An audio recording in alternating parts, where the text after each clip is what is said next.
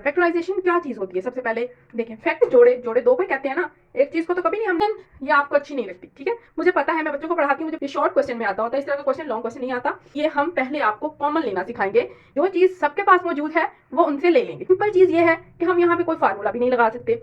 आप लोगों को उलझाने के लिए ये इस तरह के सवाल देते हैं, तो ये x माइनस 3y कॉमन है और इसमें भी है। अस्सलामुअलैकुम, बिस्मिल्लाहिर्रहमानिर्रहीम। यूनिट नंबर 5 फैक्टराइजेशन हम आज स्टार्ट करेंगे। फैक्टराइजेशन क्या चीज़ होती है? सबसे पहले देखें, फैक्टराइजेशन का मतलब होता है फैक्टर, जोड़े, ठीक है। तो हमने कुछ इस तरह के जोड़े बनाने हैं, ठीक है। जोड़े जोड़े दो को ही कहते हैं ना, एक चीज़ को तो कभी नहीं हमने कहा कि ये जोड़ा है। दो चीज़ें हमें कहीं पे नज़र आ रही हों तो हम कहते हैं कि वो क्या है, जोड़ा है। तो अब हम देखते हैं कि हमने जोड़े किस तरह से बनाने हैं। और कभी कभार इस तरह होता है, हमारे पास पॉलिनोमियल जो है वो होती है हमारे पास फर्स्ट डिग्री की, सेकंड डिग्री की, फिर थर्ड डिग्री की। तो इस तरह की पॉलिनोमियल्स हमारे पास आती जाएंगी और हम उनको सॉल्व करते जाएंगे और उनके फैक्टर्स बनाते जाएंगे, ठीक है। तो हम स्टार्ट करते हैं एक्सरसाइज 5.1 से। तो आज मैं स्टार्ट कर रही हूँ एक्सरसाइज नंबर 5.1। यकीनन ये आपको अच्छी नहीं लगती, ठीक है, मुझे पता है, मैं बच्चों को पढ़ाती हूँ, मुझे पता है ये 5वां यूनिट बच्चों को बहुत बुरा लगता है। लेकिन आप यकीन जानिए, जिसने आगे मैथमेटिक्स पढ़नी है उसके लिए ये बहुत इंपॉर्टेंट है कि वो इस चैप्टर को अच्छे से पढ़े, ठीक है, क्योंकि ये आगे बहुत इस्तेमाल होता है जी। तो हम फर्स्ट क्वेश्चन की तरफ आते हैं। इसके 2abc minus 4abx plus 2abd, ये हमारे पास क्वेश्चन है। देखें, जब हमारे पास क्वेश्चन इस तरह का हो कि हमारे पास कहीं पे भी हमें समझ नहीं आ रही कि ये फर्स्ट डिग्री की पॉलिनोमियल है, सेकंड डिग्री की पॉलिनोमियल है। देखें, यहाँ पे हमारे पास एक वेरिएबल यूज़ हो रहा है। ये बहुत ही सिंपल क्वेश्चन है, ठीक है, ये शॉर्ट क्वेश्चन में आता होता है, इस तरह का क्वेश्चन लॉन्ग क्वेश्चन नहीं आता। तो अब देख लें, सबसे पहले इन तीनों में देखें ना, फैक्टराइजेशन तक पहुंचने के लिए हम बच्चों को इंग्लिश पढ़ाने के लिए पहले क्या सिखाते हैं, एबीसी सिखाते हैं ना। इसी तरह से फैक्टराइजेशन तक पहुंचने के लिए हम पहले आपको कॉमन लेना सिखाएंगे कि अगर हमारे पास सेम सेम पार्ट्स हर इधर मतलब वैल्यू के पास मौजूद हों तो हम वहाँ से कॉमन कैसे निकालेंगे, ठीक है। देख लें, सबसे पहले इधर 2 कॉमन नज़र आ रहा है, इधर से भी 2 निकल आएगा और इधर भी है, ठीक है। तो हम इसमें से ले लेते हैं 2 कॉमन, ठीक है। कॉमन मीन्स इसको हम बाहर निकाल लेंगे, जो चीज़ सबके पास मौजूद है वो उनसे ले लेंगे सिंपली, ठीक है। 2 आ गया। उसके बाद ए भी देखें, आपको नज़र आ रहा है, तीनों के पास है। हम क्या करेंगे, ए भी ले लेंगे, बी भी है, ठीक है, हम बी भी ले लेंगे इनसे। सी देखें, इसके पास है, इसके पास भी नहीं है, इसके पास एक्स है, वो जो इनके पास नहीं है, इसके पास डी है, जो बाकियों के पास नहीं है। तो हम मज़ीद इसमें से कुछ भी कॉमन नहीं ले सकते, ठीक है। तो हमने जब 2a भी कॉमन लिया तो यहाँ पीछे क्या रह गया, c, ओके, माइनस 2 बाहर आ गया तो 2 अंदर, a भी चला गया, b भी चला गया, x प्लस 2 भी चला गया, a भी चला गया, b भी चला गया, d। Simply this is a answer, ठीक है। जब हम मज़ीद आगे फैक्टराइजेशन करेंगे तब उस क्वेश्चन, जो वो क्वेश्चन हम सॉल्व करेंगे, उनका ये लास्ट स्टेप होगा जो अभी आपको समझाया जा रहा है, ठीक है।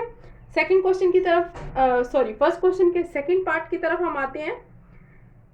9xy minus 12x² y plus 18y²। कहीं पे आपको लग रहा हो कि यहाँ पे कुछ सेम सेम भी चीज़ें आ रही हैं। देखिए, यहाँ एक्स वाई का स्क्वायर है, यहाँ एक्स का स्क्वायर है, यहाँ ना एक्स का स्क्वायर है ना वाई का स्क्वायर है। तो सिंपल चीज़ ये है कि हम यहाँ पे कोई फार्मूला भी नहीं लगा सकते, तो सिंपली हम इसको कॉमन ले लेते हैं, ठीक है। 3, इसमें 3 कॉमन आएगा। देखिए, 3 टाइम्स 9, 3 4 टाइम्स 12 और 3 6 टाइम 18, ठीक है। 3 कॉमन आ गया। x भी है दोनों में पर इसमें नहीं है, लेकिन y देखें तीनों में नज़र आ रहा है, तो हम y को बाहर ले लेंगे।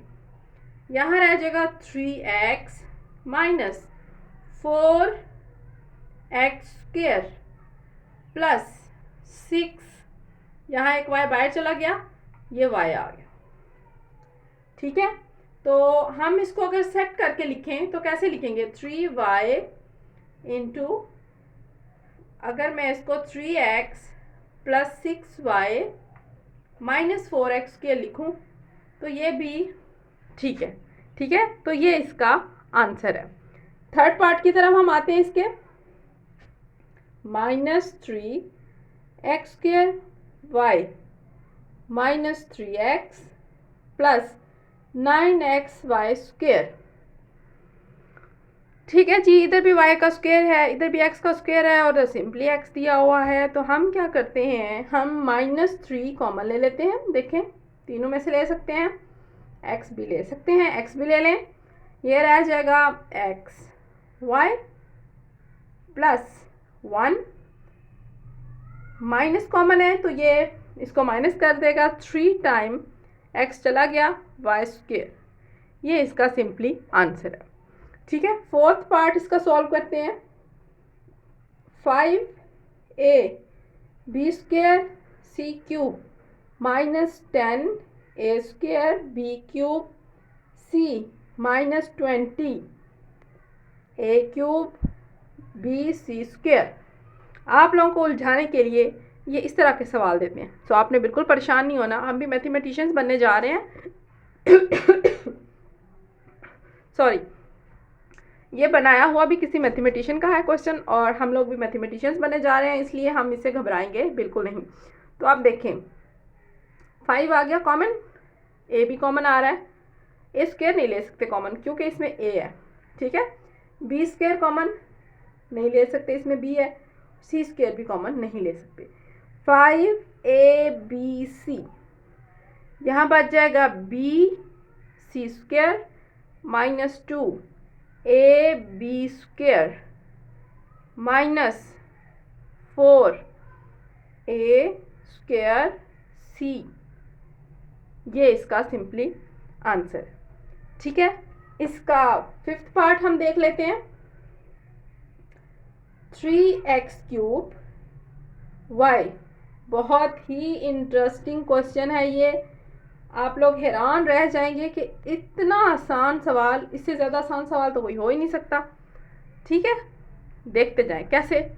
अब देखें, यहाँ से लेकर वैल्यू यहाँ तक 1 है, यहाँ से लेकर वैल्यू यहाँ तक 1 है। इसमें ये x माइनस 3y कॉमन है और इसमें भी है, तो हम इसको क्या कर लेते हैं, बाहर निकाल लेते हैं। x माइनस 3y, पीछे क्या रह गया, 3x³ y minus 7x² y²। This is the answer. कितना आसान है ये। और जो इसका 6th पार्ट है वो सेम इसी तरह से है। ठीक है, इंशाल्लाह नेक्स्ट लेक्चर के साथ मैं हाजिर होंगी, उसमें क्वेश्चन नंबर 2 हम सॉल्व करेंगे। देखिए, ये एक्सरसाइज या ये चैप्टर या ये यूनिट आपको बहुत बुरा लगता है, इंशाल्लाह ये आपको बहुत अच्छा लगेगा। और जो बच्चे मेरे चैनल पे न्यू हैं, मेरे चैनल को लाइक करें, शेयर करें और सब्सक्राइब करना बिल्कुल ना भूलें। नेक्स्ट लेक्चर तक के लिए इजाज़त दें। अल्लाह हाफिज़।